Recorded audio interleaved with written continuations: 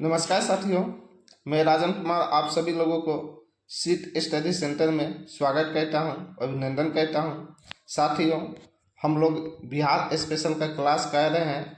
Bihar special का 13 class आप लोग को ऑलरेडी पहले करा चुके हैं। आज का ये 14वां क्लास रहेगा, जिसमें हम लोग हर्यक वंश के बारे में देखेंगे। किसके बारे में देखेंगे दोस्त? हर्यक वंश के बारे में देखेंगे। एक एक करके जो भी पॉइंट होगा सभी पॉइंट को मैं आप लोग को बताऊंगा।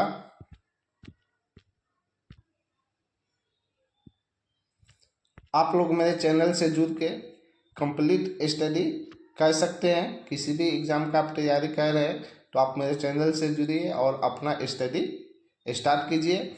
आप लोग को जो मैं क्लासेस करवा रहा हूँ, आप लोग बीपीएससी की तैयारी कर रहे हैं तो भी मेरे चैनल से जुड़ के क्लास कर सकते हैं। BSSC, BP, SSC, SSC, any other exam of Bihar, all other competitive exam, अर्थात आप बीपीएससी की तैयारी कर रहे हैं तो भी कर सकते हैं, बीएसएससी की तैयारी कर रहे हैं तो भी कर सकते हैं, या एसएससी या किसी भी कॉम्पिटिटिव एग्जाम का आप तैयारी कर रहे हैं तो भी कर सकते हैं। बीपीएससी द्वारा एडीईओ का वैकेंसी निकला था, जिसका एग्ज़ाम संभावित एग्ज़ाम डेट अप्रैल में होने वाला है एग्ज़ाम। तो अगर उसका आप लोग प्रिपरेशन कर रहे हैं, आवेदन किए हैं, तो आप लोग मेरे चैनल से जुड़ के क्लास कर सकते हैं। आपको बहुत उसमें फ़ायदा मिलेगा। जो भी कंटेंट्स हम प्रोवाइड कराएंगे तो आप लोगों को लिए यूज़फुल रहेगा। तो आप लोग मेरे चैनल से जुड़िए और जुड़ के आप लोग अपना स्टडी कीजिए। जो भी फ्रेंड्स से क्लास कर रहे हैं, वीडियो को लाइक और शेयर भी साथ करते चलिएगा। और जो नए फ्रेंड्स होंगे वो मेरे चैनल को सब्सक्राइब कर लीजिएगा, क्योंकि जो भी मेरे क्लासेस का नोटिफिकेशन होगा आपको समय प्राप्त होता रहेगा। दोस्तों, पिछले क्लास में हम लोगों ने क्या देखे थे? मगध। 13 क्लास जो हम कराए थे पिछले 13 क्लास में आप लोगों को क्या करवाए थे? मगध। किसके बारे में? मगध का उत्कर्ष के बारे में बताए थे और बृहद वंश के बारे में हम लोग बताए थे। बृहद वंश की स्थापना किसने किया था? बृहदत्त ने किए थे, जो आपको बताए थे। आपका बृहद वंश में सबसे शक्तिशाली राजा कौन था? तो जरासंध था। कौन था? जरासंध था, जिसको आप लोग महाभारत में सीरियल में देखे होंगे और उसके बारे में जाने होंगे। उसके बारे में आपको बताए थे कि सबसे प्रतापी और सबसे शक्तिशाली राजा कौन था? जरासंध था। जरासंध ने 4 क्या बनाए? राजधानियाँ बनाए थे। उसके बाद हम आपको बताए थे कि इसका जो अंतिम जो शासक था बृहद वंश का, वो कौन था? रिपुंजय था। कौन था दोस्तों? अंतिम शासक रिपुंजय था। अंतिम शासक बृहद वंश का कौन था? रिपुंजय था। और यहाँ पे देखिए, यहाँ पे और एक बात, पुलिक। कल के क्लास में आप लोग बताए थे पुलिक, और यहाँ पे महीय, पुलिक और महीय। इसका जो लड़का है पुलिक का, वो कौन था? परघोट था। कौन था? परघोट। और इसका जो लड़का था कौन था? बिंबिसार।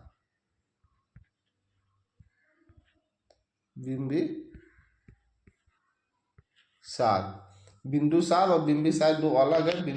बिंदुसार आपका मौर्य वंश का शासक था। बिंदुसार कौन था? मौर्य वंश के शासक चंद्रगुप्त मौर्य का पुत्र था। यहाँ पे ये बिंबिसार है, ये हर्यक वंश का संस्थापक है। आपको हर्यक वंश पढ़ाऊंगा तो यहाँ पे समझ लेना आपके लिए जरूरी है, इसलिए ये लिखवाए है। अंतिम शासक बृहद वंश का कौन था? रिपुंजय था। कौन था दोस्त? रिपुंजय था। पुलिक ने क्या किया? रिपुंजय की हत्या कर दी। पुलिक ने क्या किया?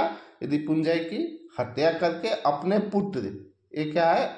पुत्र, पुलिक का पुत्र कौन है? परघोट। पुलिक ने क्या किया, रिपुंजय की हत्या करके पुरघोट को क्या बनाया, मगध का शासक बनाया, गद्दी पर बैठाया। और पुरघोट के ही पुरघोट के ही दरबार में क्या था, महिये एक सैनिक था। महिये क्या था, एक आपका सैनिक था। और महिये ने क्या किया, पुरघोट की हत्या कर दी। महिये ने क्या किया, पुरघोट की हत्या करके अपने पुत्र बिंबिसार को क्या किया, मगध के गद्दी पे बैठाता है। क्या कहते हैं, मगध के गद्दी पे बैठाता है। ये आप लोग याद रखिए कहानी कि मगध के गद्दी पे बिंबिसार कैसे बैठा। जो हर एक वंश की स्थापना बिंबिसार कहता है, तो उससे पहले बिंबिसार मगध के गद्दी पे कैसे बैठा, ये आपका एक कहानी है। आप लोग दिमाग में रखिएगा कि विराट वंश के अंतिम शासक रिपुंजय था। रिपुंजय की हत्या किसने किया, पुलिक ने किया। पुलिक ने हत्या करके अपने पुत्र पुरघोट को गद्दी पे बैठाया। पुरघोट के दरबार में महिये नामक क्या था, महिये नाम का एक सैनिक रहता था, जिसका पुत्र का नाम क्या था, बिंबिसार था। क्या था, बिंबिसार था। अब महिये ने क्या किया, पुरघोट की हत्या किया। हत्या करके अपने पुत्र बिंबिसार को मगध के गद्दी पे बैठाया।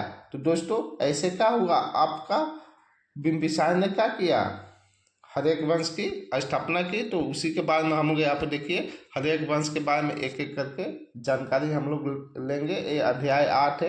क्लास आज का ये क्या है, 14वां क्लास है। कितना क्लास है, 14वां एक क्लास है, जिसमें हम लोग पढ़ेंगे हर एक वंश के बारे में। हर एक वंश के कितने राजा हुए, 3 राजा हुए। कौन कौन, बिंबिसार, 2 अजात शत्रु, कौन, अजात शत्रु, और तीसरा का कौन था आपका, उदायन कहिए चाहे उदायन कहिए, उदायन। ये 3 क्या हुए, हर एक वंश में 3 शासक हुए। कितने शासक हुए, 3 शासक हुए। तीनों शासक के बारे में हम लोग एक एक करके बहुत ही बेहतरीन ढंग से स्टडी करेंगे। तो आप लोग मेरे क्लास में जुड़े रहिए और अपने स्टडी को बेहतरीन ढंग से कीजिए, अपने तरीके से नोट्स बनाते चलिए। यहाँ पे हम लोग देखेंगे सबसे पहले बिंबिसार को, उसके बाद देखेंगे अजातशत्रु को, उसके बाद देखेंगे उदायन को देखेंगे। 3 जो शासक हुए, तीनों शासक के बारे में आप लोगों को एक एक करके बताएंगे। हर एक वंश को पितृहंता वंश के नाम से जानते हैं, क्योंकि यहाँ पे जो भी शासक बना है अपने पिता की हत्या करके गद्दी पे बैठा है और शासक बना है, जिस कारण इस वंश को क्या कहते हैं, हर एक वंश को पितृहंता वंश के नाम से भी जानते हैं। इस चीज़ को आप लोग नोट डाउन कर लीजिएगा। चलिए तो स्टार्ट करते हैं। आप अध्याय 8 में देखिए हर एक वंश, जिसका शासनकाल कब से कब तक रहा, 545 ईसा पूर्व से 412 ईसा पूर्व तक इन लोगों का क्या रहा, शासन रहा मगध पे। इन लोगों का शासन कब से कब तक रहा, 545 ईसा पूर्व से 412 ईसा पूर्व तक हर एक वंश के शासकों का शासन रहा। कहाँ पे, मगध पे। चलिए देखते हैं आगे। हर एक वंश के संस्थापक बिंबिसार थे। हर एक वंश के संस्थापक कौन थे, बिंबिसार थे। बिंबिसार के बारे में पूरा कहानी आपको बता दी कि बिंबिसार कैसे गद्दी पे बैठा, बिंबिसार का पिता का क्या नाम था और पिता ने क्या किया, किसको हत्या करके इनको गद्दी पे बैठाया, वो सब बता दिया आपको, ठीक है। बिंबिसार के पिता का नाम क्या था, महिये था। महिये ने पुरघोट की हत्या करके बिंबिसार को गद्दी पे बैठाया था। तो हर एक वंश के संस्थापक कौन है, बिंबिसार है। बिंबिसार ने हर एक वंश की स्थापना 545 ईसा पूर्व में की थी। एग्जाम में प्रश्न आ जाए कि हर एक वंश की स्थापना किसने किया था, तो बिंबिसार ने किया था। और कब किया था, तो 545 ईसा पूर्व में बिंबिसार ने हर एक वंश की स्थापना किया था। आगे देखिए, बिंबिसार ने महज 13 वर्ष की आयु में, बिंबिसार ने महज 13 वर्ष की आयु में गद्दी विराजमान होता है। यानी बिंबिसार को कितने वर्ष की आयु में मगध की गद्दी प्राप्त हो जाता है, तो मात्र 13 वर्ष की, 13 ईयर्स का जब बिंबिसार रहता है, उसी समय क्या कहते हैं, इनके पिता ने पुरघोट को क्या कहते हैं, हत्या कर देता है। अपने पुत्र बिंबिसार को 13 वर्ष की आयु में ही क्या कहते हैं, मगध की गद्दी पे बैठा देता है, अर्थात गद्दी को संभालता है। बिंबिसार ने कितने वर्ष की आयु में गद्दी को संभालता है, 13 वर्ष की आयु में ही क्या कहता है, गद्दी को संभालता है। आगे देखेंगे, बिंबिसार को मगध साम्राज्य का वास्तविक संस्थापक माना जाता है। बिंबिसार को क्या है, मगध साम्राज्य का वास्तविक संस्थापक माना जाता है। आगे देख लेते हैं दोस्तों, बिंबिसार ने गिरिव्रज का नाम क्या है, राजगीर, यानी बिंबिसार ने राजगीर को अपनी राजधानी बनाई। बिंबिसार ने किसको राजधानी बनाई, तो राजगीर को क्या किया, अपनी राजधानी बनाई, जिसको गिरिव्रज के नाम से भी जानते हैं। तो वही लिखा हुआ है कि बिंबिसार ने गिरिव्रज को अपनी राजधानी बनाई। यह राजधानी दुर्ग राजधानी था, अर्थात ये 5 पर्वतों से घिरा हुआ क्षेत्र था। ये जो राजगीर है, आपको पहले क्लास करवाए थे उसमें भी बताए थे कि राजगीर क्या था, 5 पर्वतों से घिरा हुआ था।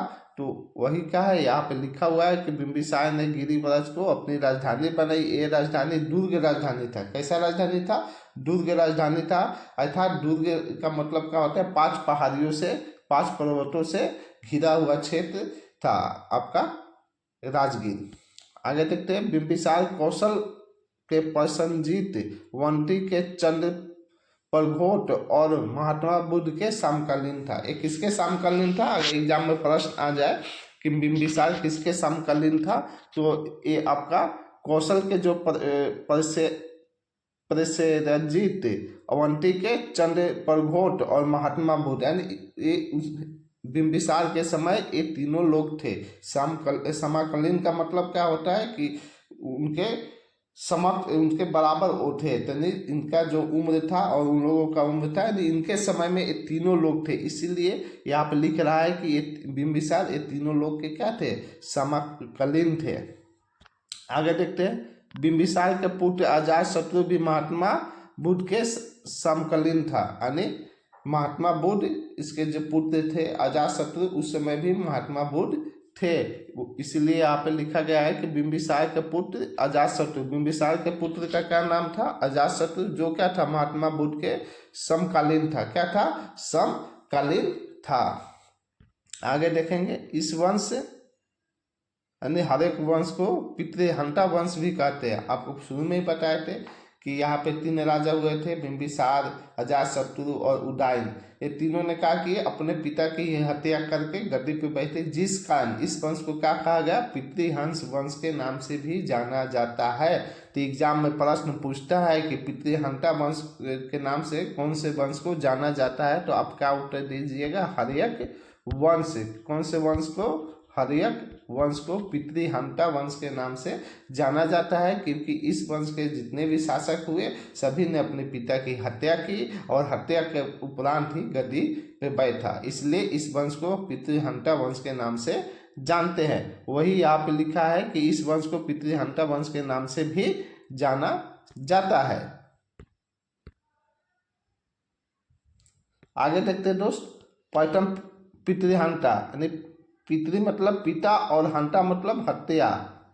पितृहंता का अर्थ क्या होता है, यहाँ पे आप लोग देख सकते हैं, पितृ का मतलब क्या होता है, पिता होता है, और हंता का मतलब क्या होता है, हत्या होता है, यानी पिता की हत्या करने वाले को पितृहंता कहते हैं। क्या कहते हैं, पिता की हत्या करने वाले को पितृहंता कहते हैं।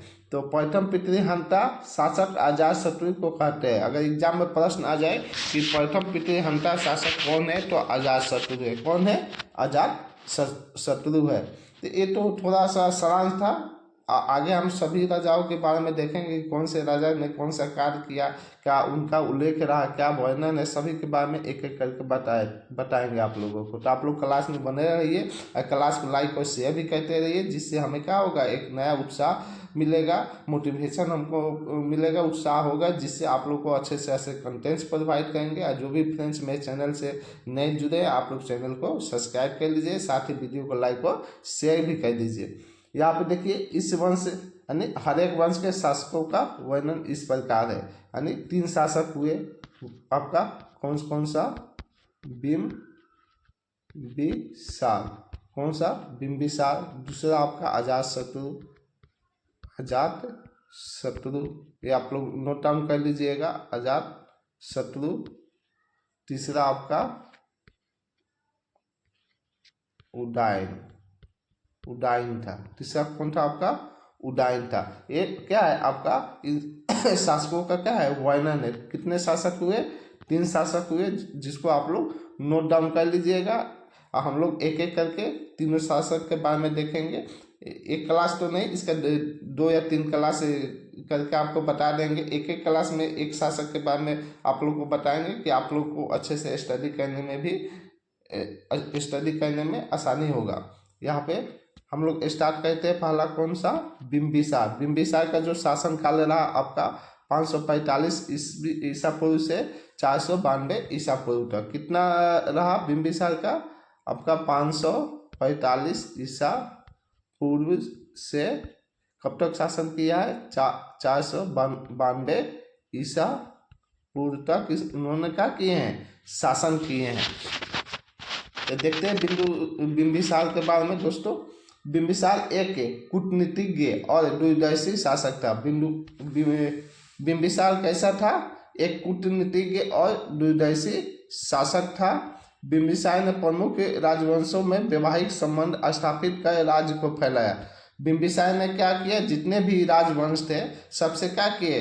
वैवाहिक संबंध स्थापित किया, अर्थात शादी करना शुरू किया। अपना शादी किया, बेटा का भी शादी किया। आगे आप लोग को बताएंगे। एक क्या किया? शादी करके अपना क्या किया? जो भी राज था उसको राज को फैलाया।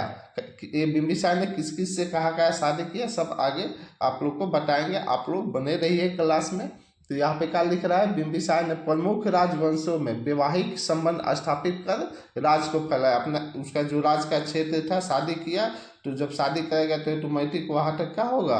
उसका क्षेत्र फैल ही जाएगा। जब संबंध स्थापित होगा तो नज़दीकी बढ़ेगी और वहाँ तक अपना राज का क्षेत्र क्या करेगा? ये फैला लेगा। आगे देखिए, इसने सबसे पहले लिच्छवी गणराज्य के शासक चेतक की पुत्री चेलना के साथ वैवाहिक संबंध स्थापित किया। बिंबिसार ने क्या किया कि सबसे पहले लिच्छवी गणराज्य के शासक जो चेतक था, उसके जो पुत्री का नाम था, पुत्री कौन थी? चेलना थी। एक लिच्छवी गणराज्य के जो शासक था चेतक, उसकी पुत्री का क्या नाम था? चेलना था। क्या नाम था? चेलना। सबसे पहले ने क्या किया? चेतक की पुत्री चेलना से क्या किया? वैवाहिक संबंध स्थापित किया। किसने? बिंबिसार ने। लिच्छवी गणराज्य के क्या था? चेतक शासक था और उसकी पुत्री का क्या नाम था? चेलना था, जिससे बिंबिसार ने सबसे पहले क्या किया? शादी किया। आगे देखिए, दूसरा प्रमुख वैवाहिक संबंध कौशल राजा प्रसेनजीत। जो कौशल के राजा कौन था? प्रसेनजीत था। उनकी बहन महाकौशल, चाहे कौशल देवी, दोनों नाम है। क्या है? महाकौशल और कौशल देवी के साथ विवाह स्थापित किया। पहला किससे? आपका लिच्छवी गणराज्य चेतक के बहन चेलना। यहाँ पे 1 नंबर में देखिए, आप लोग लिखिए। पहला चेतक का राजा था, आपका लिच्छवी गणराज्य का शासक था। इसकी बहन का क्या नाम था? चेलना था। चेलना से शादी किया। दूसरा शादी आपका कौशल के प्रसेनजीत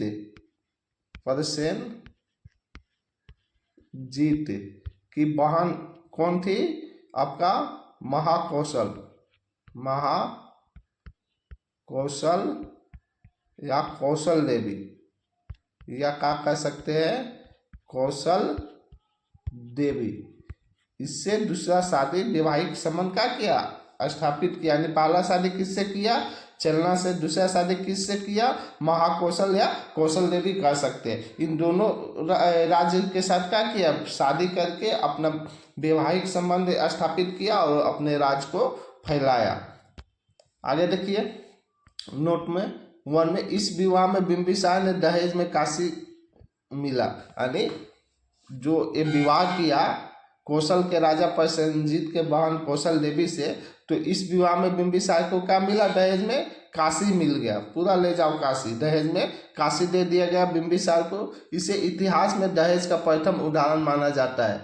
आज जो दहेज प्रथा पे सरकार बहुत सारे कानून बनाए हैं, और जागरूकता भी फैलाता है कि दहेज अपराध है। वास्तव में दहेज अपराध है, दहेज नहीं लेना चाहिए। लेकिन सबसे पहला यहाँ पे देखिए, दहेज का जो प्रमाण मिलता है आपको बिंबिसार के समय मिलता है। बिंबिसार को दहेज के रूप में प्रसेनजीत ने क्या किए थे, काशी को दिए थे। प्रसेनजीत के बहन से बिंबिसार ने कौशल देवी से क्या किया, शादी किया। तो प्रसेनजीत ने क्या किए कि काशी को ही दहेज में दे दिए। किसको, बिंबिसार को। तो नोट में यहाँ पे देखिए, इसे इतिहास में दहेज का प्रथम उदाहरण माना जाता है। तो अगर एग्जाम में आ जाए कि इतिहास में दहेज का प्रथम उदाहरण, यानी इतिहास में प्रथम दहेज किसको मिला था, तो बिंबिसार को मिला था। क्या मिला था, तो काशी मिला था। इस बात को आप लोग ध्यान में रखिएगा। आगे देखते हैं, तीसरा वैवाहिक संबंध, भद्रया मुद्रा देश, पंजाब।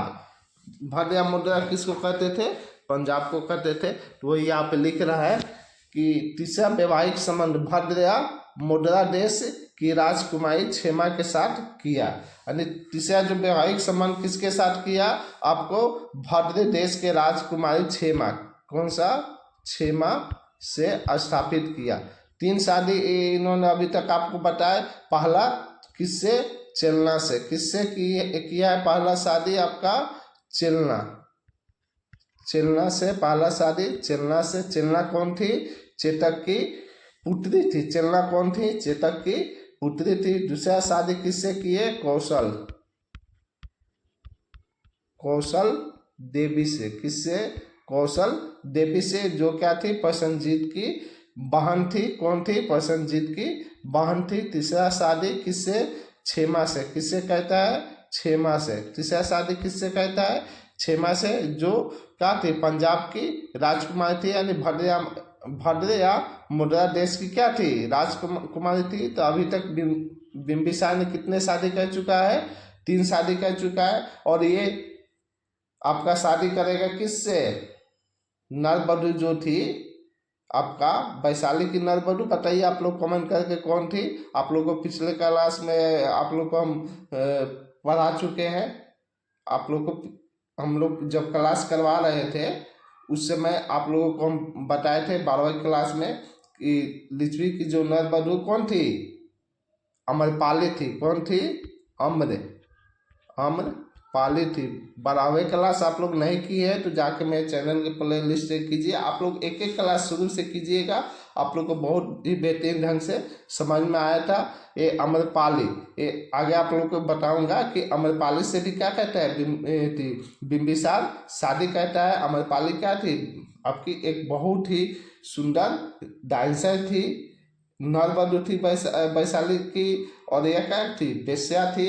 ये इतनी सुंदर थी कि बिंबिसार ने क्या हुआ, इससे मोहित हो गया। मोहित होने के उपरांत क्या किया, अम्रपाली से शादी किया। और अम्रपाली और बिंदुसार से एक पुत्र की प्राप्ति हुआ जिसका नाम क्या था, जीवक था। जिसका नाम क्या था, जीवक था।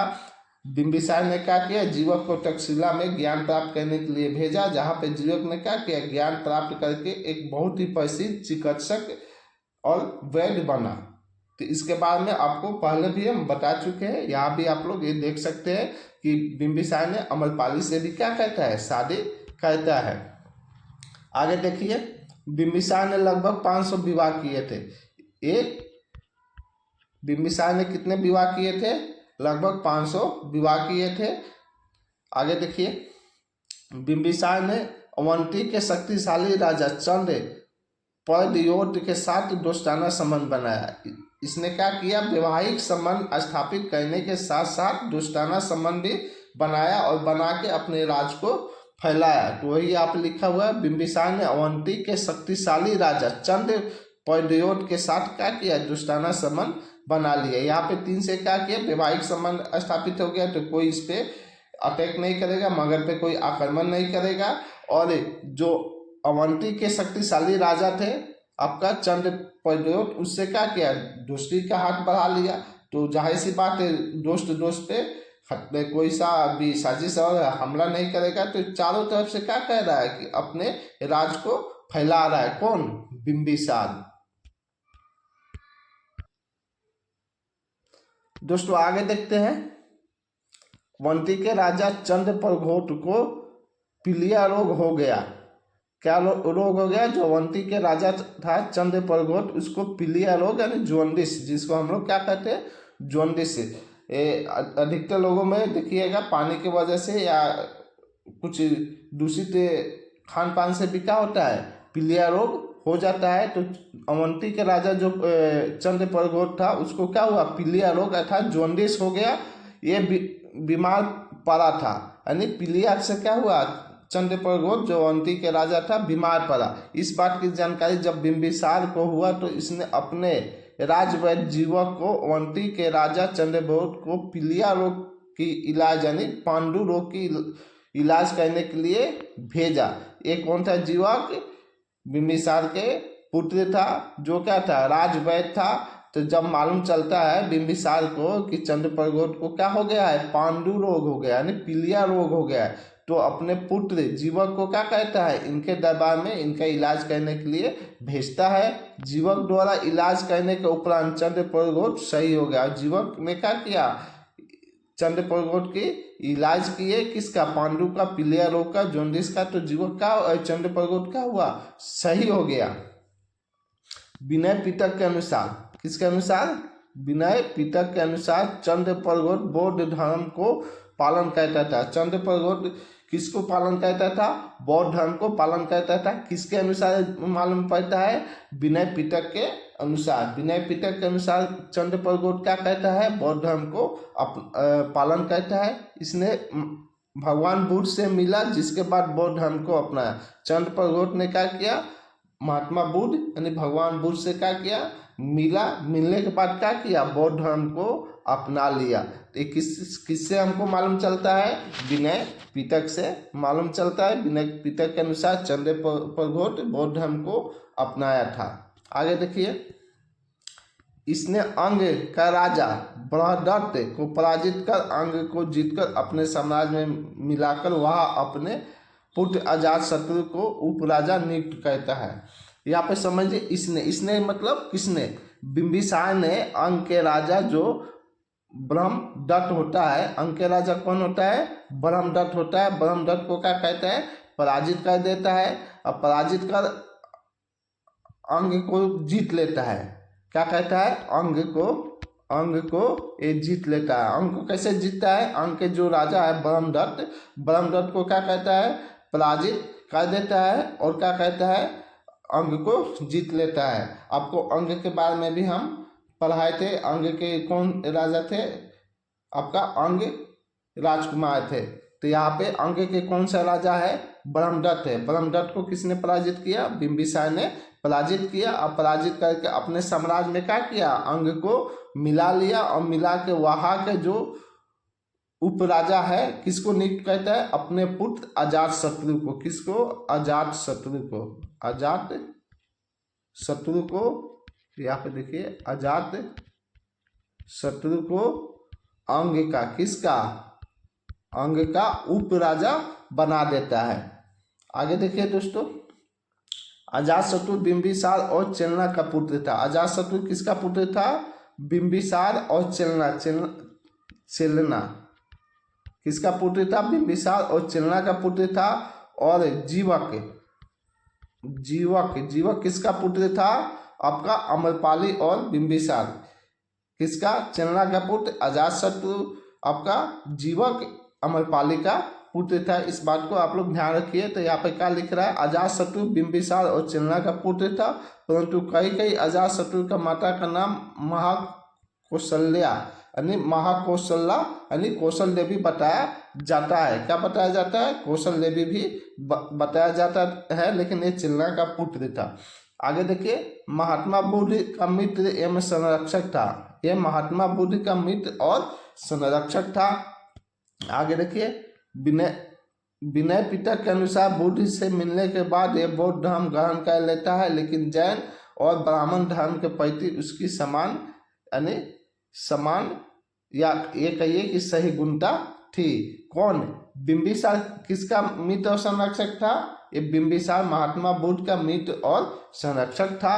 विनय पिटक के अनुसार महात्मा बुद्ध से मिलने के बाद बौद्ध धर्म ग्रहण कर लेता है। बिंबिसार ने विनय पिटक के अनुसार ही बिंबिसार क्या कहता है, महात्मा बुद्ध से मिलता है और मिलने के बाद क्या कहता है, बौद्ध धर्म को ग्रहण कर लेता है। लेकिन जैन और ब्राह्मण धर्म के प्रति, यानी जैन और ब्राह्मण धर्म के प्रति भी एक समान रहता है, कोई सा भेदभाव नहीं करता है।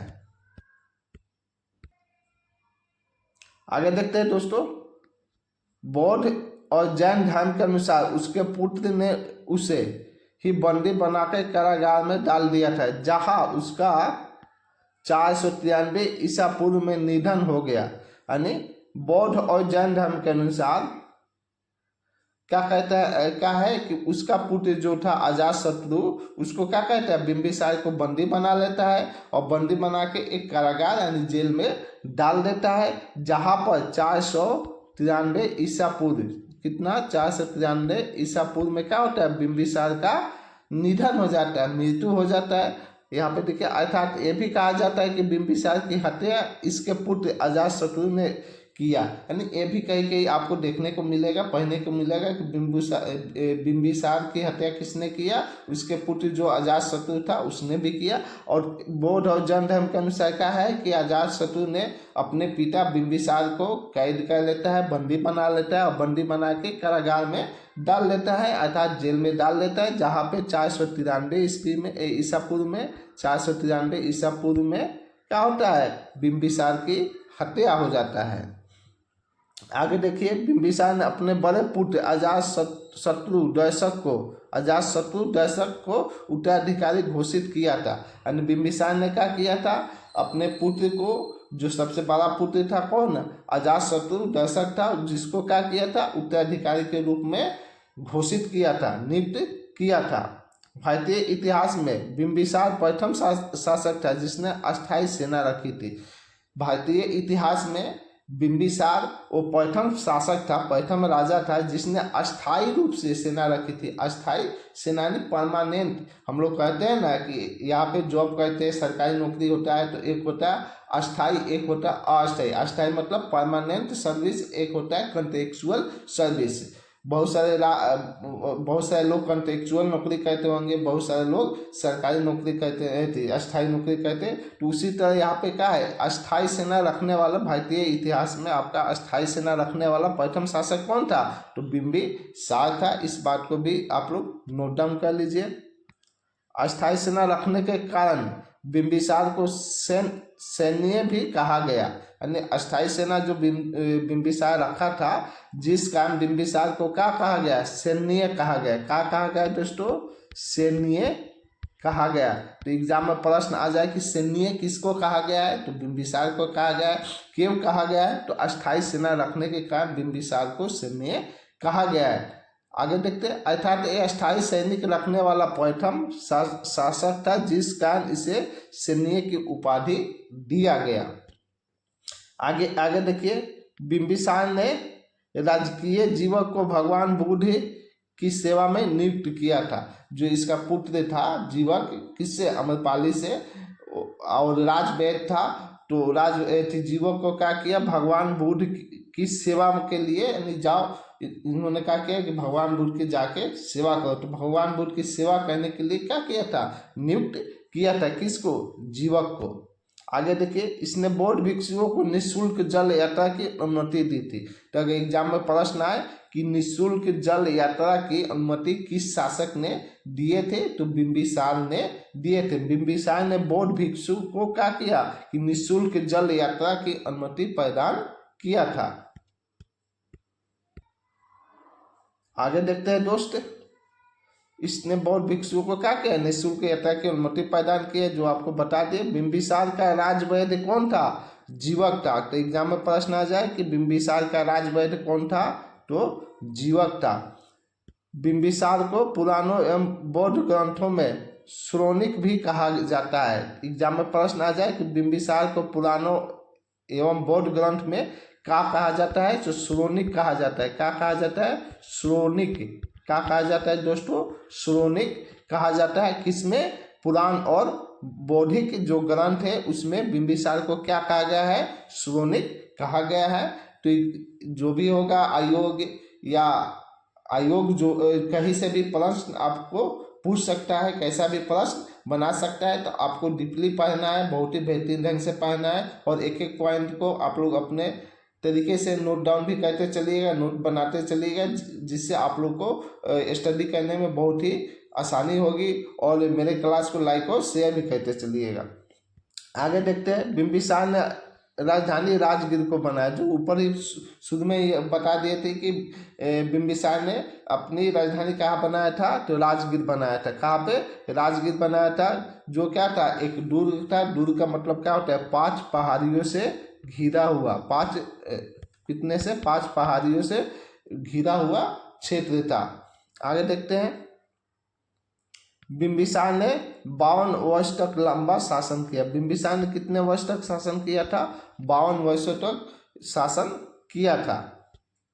बिंबिसार ने पाटलिपुत्र में एक दुर्ग का निर्माण करवाया था। बिंबिसार ने क्या किया था, पाटलिपुत्र में एक दुर्ग का निर्माण करवाया था। दुर्ग का निर्माण इसलिए करवाया था क्योंकि यह आसानी से व्यापार कर सके।